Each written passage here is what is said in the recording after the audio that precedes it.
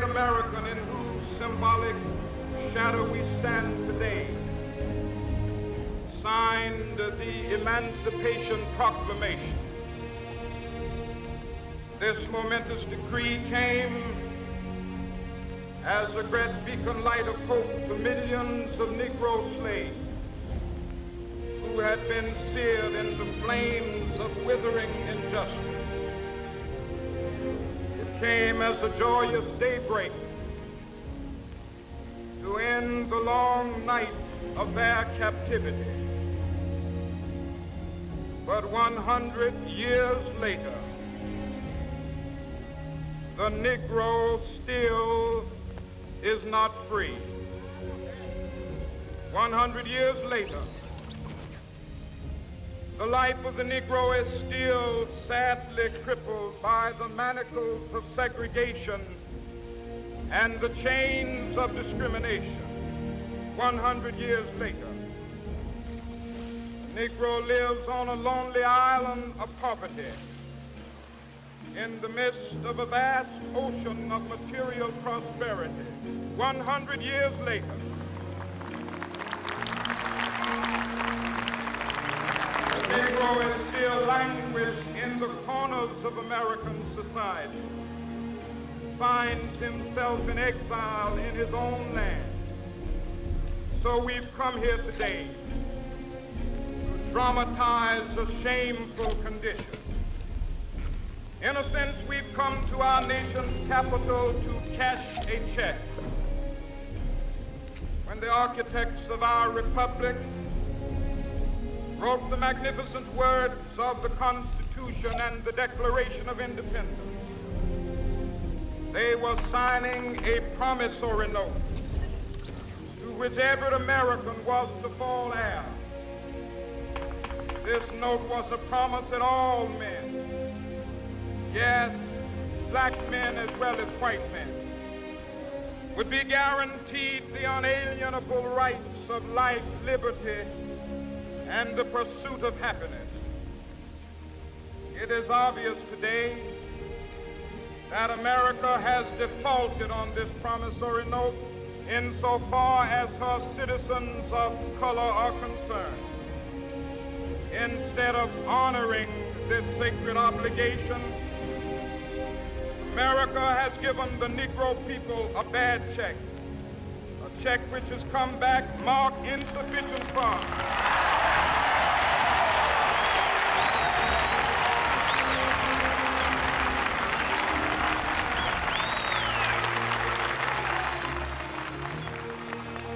But we refuse to believe that the Bank of Justice is bankrupt.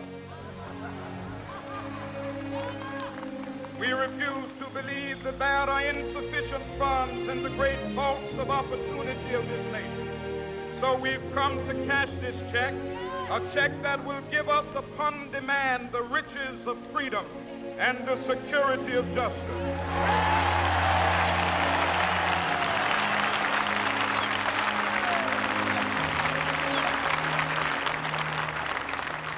We have also come to this hallowed spot to remind America of the fierce urgency of now. This is no time to engage in the luxury of cooling off or to take the tranquilizing drug of gradualism.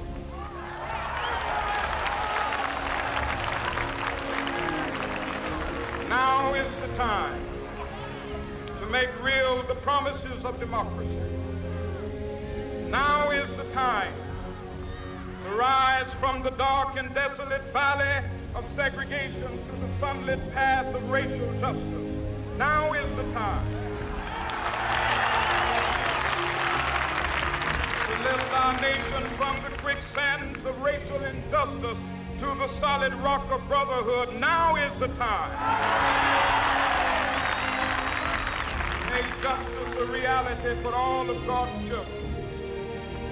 It would be fatal for the nation to overlook the urgency of the moment. This sweltering summit of the Negro's legitimate discontent will not pass until that is an invigorating autumn of freedom and equality. 1963 is not an end, but a beginning. Those who hope that the Negro needed to blow off steam and will now be content will have a rude awakening if the nation returns to business as usual.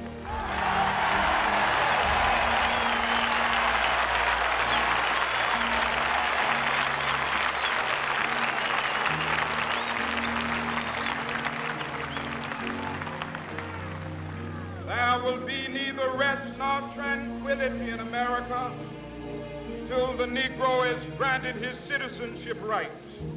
The whirlwinds of revolt will continue to shake the foundations of our nation until the bright day of justice emerges.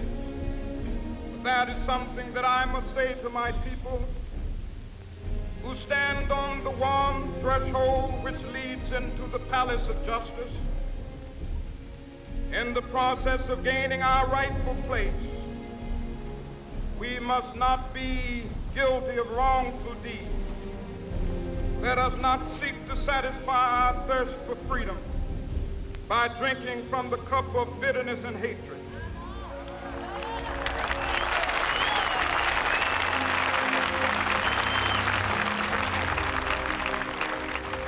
We must forever conduct our struggle on the high plane of dignity and discipline.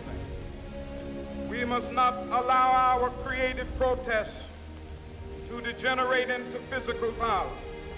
Again and again, we must rise to the majestic heights of meeting physical force with soul force. The marvelous new militancy which has engulfed the Negro community must not lead us to a distrust of all white people. For many of our white brothers, as evidenced by their presence here today, have come to realize that their destiny is tied up with our destiny.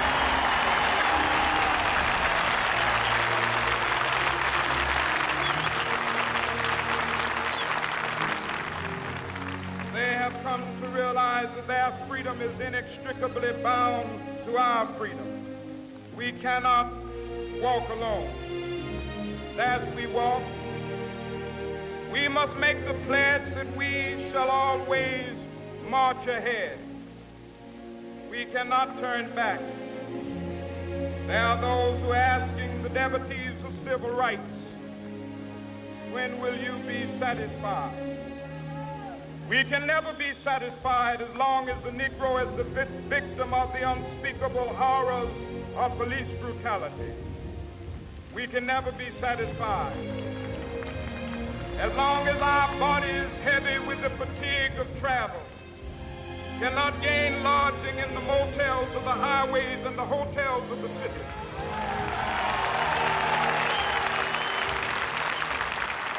We cannot be satisfied as long as the Negro's basic mobility is from a smaller ghetto to a larger one. We can never be satisfied as long as our children are stripped of their selfhood and robbed of their dignity by signs stating for whites only.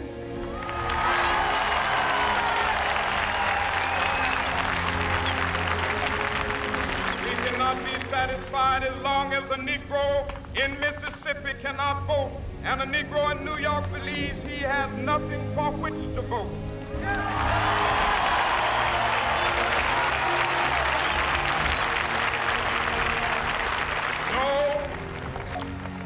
No, we are not satisfied, and we will not be satisfied until justice rolls down like waters and righteousness like a mighty stream.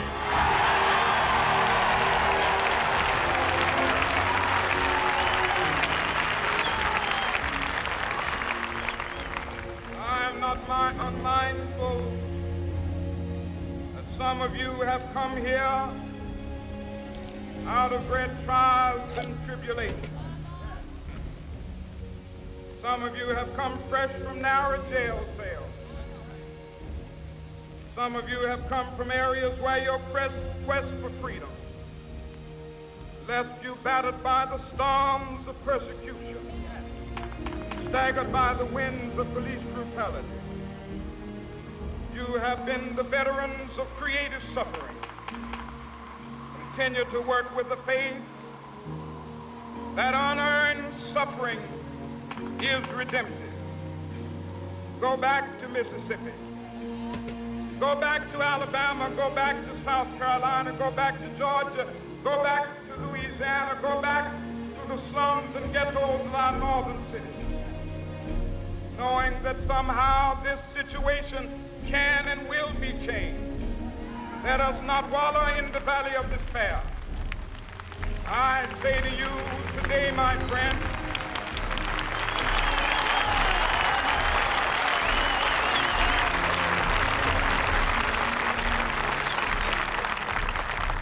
so even though we face the difficulties of today and tomorrow, I still have a dream.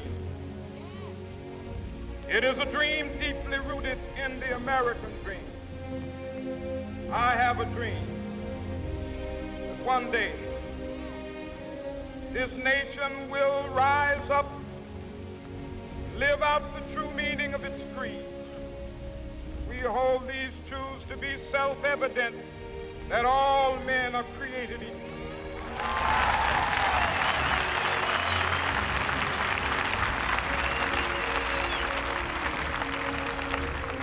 I have a dream that one day on the red hills of Georgia, sons of former slaves and the sons of former slave owners will they be able to sit down together at the table of brotherhood. I have a dream that one day, even the state of Mississippi, a state sweltering with the heat of injustice, sweltering with the heat of oppression, be transformed into an oasis of freedom and justice. I have a dream. My poor little children will one day live in a nation where they will not be judged by the color of their skin, but by the content of their character. I have a dream today.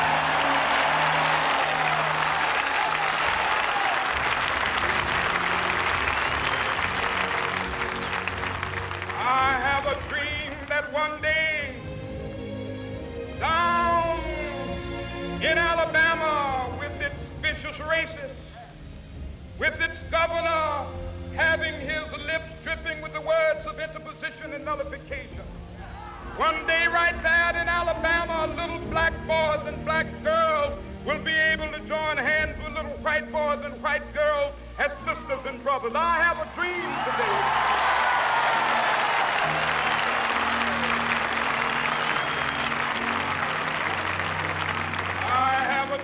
That one day every valley shall be exalted, every hill and mountain shall be made low, the rough places will be made plain, and the crooked places will be made straight, and the glory of the Lord shall be revealed, and all flesh shall see it together. This is our hope. This is the faith that I go back to the South with. With this faith, we will be able to hew out of the mountain of despair a stone of hope. With this faith, we will be able to transform the jangling discords of our nation into a beautiful symphony of brotherhood. With this faith, we will be able to work together, to pray together, to struggle together, to go to jail together, to stand up for freedom together, knowing that we will be free one day.